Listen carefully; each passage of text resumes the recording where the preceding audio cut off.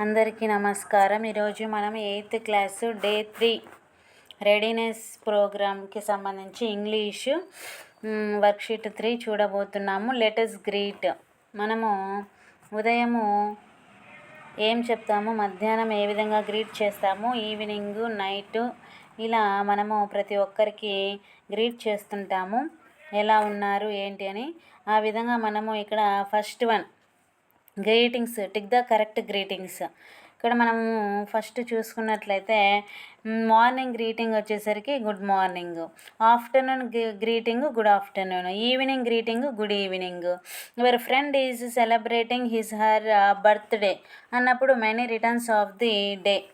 Next your friend has won a competition, అప్పుడు won అయింది కాబట్టి కంగ్రాచులేషన్స్. వెళ్ళబోతున్నప్పుడు ఆల్ ది బెస్ట్ చెప్తాము. ఈ విధంగా మనము గ్రీటింగ్స్ చేస్తాము.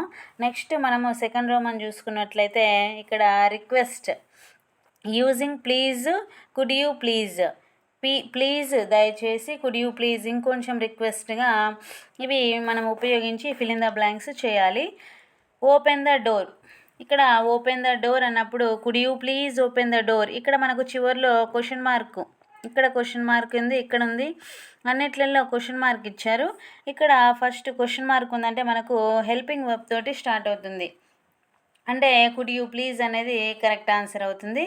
నెక్స్ట్ సెకండ్ దానికి కూడా క్వశ్చన్ మార్క్ ఉంది, గివ్ మీ ఏ పెన్ అన్నప్పుడు could you please give me a pen అనొచ్చు, అలాగే please give me a pen అనొచ్చు. కానీ క్వశ్చన్ మార్క్ ఉంది కాబట్టి కరెక్ట్గా మనకు కుడ్ యూ ప్లీజ్ అని కరెక్ట్ ఆన్సర్ అవుతుంది. అంటే ఇంపరేటివ్ సెంటెన్సెస్ అనేవి మనకు పులి స్టాప్తో ఎండ్ అవుతాయి. క్వశ్చన్ మార్క్ ఉంది కాబట్టి హెల్పింగ్ వర్బ్ అనేది స్టార్టింగ్లో ఉంటుంది. Next dash, third one dash help me in completing the project work. ఇక్కడ క్వశ్చన్ మార్క్ ఉంది కాబట్టి could you please help me in completing the project work అనేది కరెక్ట్. ఈ మూడిటికి కుడ్ యూ ప్లీజ్ అనే రాసుకోవాలి. నెక్స్ట్ ఫోర్త్ వన్ వచ్చేసరికి dash pass the water I am thirsty. ఇక్కడ క్వశ్చన్ మార్క్ అనేది ఉండకూడదు, ఇక్కడ పులి స్టాప్ అనేది ఉండాలి. పులి స్టాప్ ఉన్నప్పుడు మనకు ఖచ్చితంగా ప్లీజ్ అనేది వస్తుంది కాబట్టి ఇక్కడ please, please pass the water I am thirsty. ఈ విధంగా మనము ప్లీజ్, కుడ్ యూ ప్లీజ్ ఉపయోగించాలి. నెక్స్ట్ మనకు థర్డ్ రోమన్ చూసుకున్నట్లయితే give advice. Simple use you should, you should not. You should not ఉపయోగించి మన యూ షుడ్ నాట్ని ఫిల్ ఇన్ ద బ్లాంక్స్లో ఉపయోగించాలి. ఏ విధంగా ఉపయోగించాలంటే చూద్దాం. First one Haritha is sick, advice her to take rest. ఇక్కడ మనము యూ షుడ్ కానీ యూ షుడ్ నాట్ కానీ ఉపయోగించి రాయాలి అంటే ఇక్కడ టు తర్వాత ఉన్నది మనము రాయవలసి ఉంటుంది. టు తర్వాత ఏముందో సేమ్ యాజ్ ఇట్ ఈజ్గా రాయాలి. దానికి మనకు ఆన్సర్ వచ్చేసరికి హరిత షుడ్. ఇక్కడ హరిత ఉంది కాబట్టి Haritha should take rest, Haritha should take rest. Next second one వచ్చేసరికి Shyam is late to school, advice him not to be late.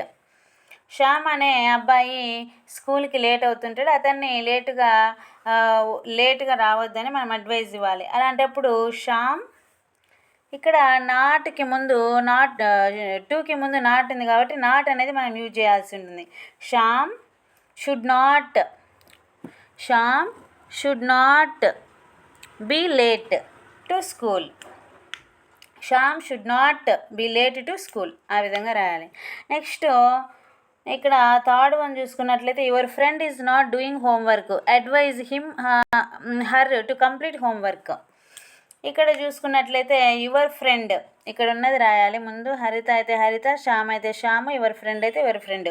Your friend should, ఇక్కడ నాట్ లేదు కాబట్టి షుడ్. టూ తర్వాత ఏముందంటే కంప్లీట్ ఉంది కాబట్టి యూ షుడ్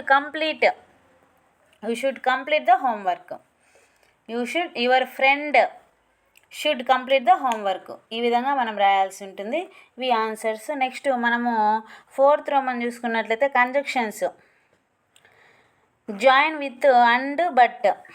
అండ్ ఎప్పుడు వాడతాము, బట్ ఎప్పుడు వాడతాము. అండ్ వచ్చేసరికి రెండు సెంటెన్సెస్ కంబైండ్ చేయడానికి సేమ్ ఒకే విధంగా సీక్వెన్స్లో వచ్చినప్పుడు కంబైండ్ చేయడానికి వాడతాము. బట్ మాత్రం కాంట్రవర్సీ ఉన్నప్పుడు బట్ వాడతాం. కానీ he is tall, he is strong. అతను టాల్గా ఉన్నాడు, స్ట్రాంగ్గా ఉన్నాడు, కాబట్టి he is tall and is strong. He is tall and strong, ఆ విధంగా రాయాల్సి ఉంటుంది. నెక్స్ట్ సెకండ్ వన్ వచ్చేసరికి she is rich, she is unhappy. ఇక్కడ రెండు కాంట్రవర్సీ, రిచ్ అన్హ్యాపీ ఉన్నాయి కాబట్టి she is rich but unhappy. Next third one వచ్చేసరికి she worked hard, she won the spell bee. Work hard చేసింది, ఆమె గెలిచింది. అంటే రెండు సేమ్ ఉన్నాయి కాబట్టి she worked hard and own the spell be. Fourth one he studied hard, he got a job. అతను కష్టపడి చదివాడు, అతనికి జాబ్ వచ్చింది. He studied hard and got a job.